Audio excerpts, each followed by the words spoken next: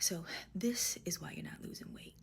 We got to think about what's happening to our bodies, both metabolically and hormonally. And if you're 30 and above, there are some changes that are happening. So as we get into our third decade of life, after 30, there is a natural increase in cortisol. And that continues as we get into each decade of life thereafter. Now, at the same token, there is a natural decline that happens in our protective hormones, such as estrogen, progesterone, testosterone. And these changes can happen both in women and men, but women tend to hit the brunt of it a little bit more than men.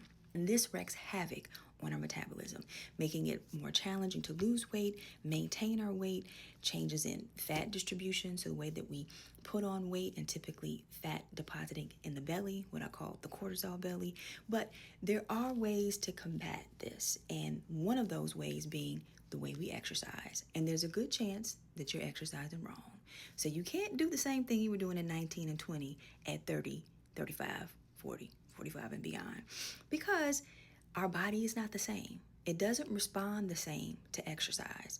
And so the goal really should be fighting that cortisol loop. So doing exercise that actually helps to lower cortisol as opposed to adding to that cortisol rise.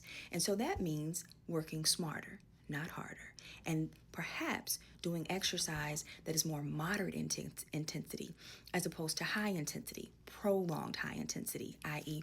walking versus running. Walking gets us into a fat burning state. So it allows for us to work at about 60 to 70% of maximum heart rate, the fat burning zone.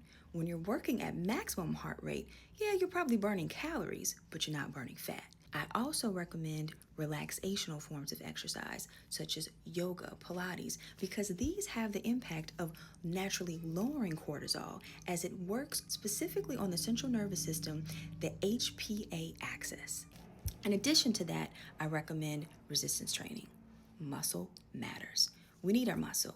We need our lean muscle mass so that we can work on optimizing our metabolism, because without it, that also works to slow down the metabolism, and we lose muscle at a rate of about 4 to 8% per decade after 40, and that just compounds with each decade of life. So holding on to our muscle is imperative for our weight maintenance. I hope these tips help, but nutrition is also important. So in part 2, I'll be talking about metabolism busters versus metabolism boosters. So those things that you definitely need to take out of your diet versus the things that you need to have in to make sure that you boost metabolism and burn fat more efficiently.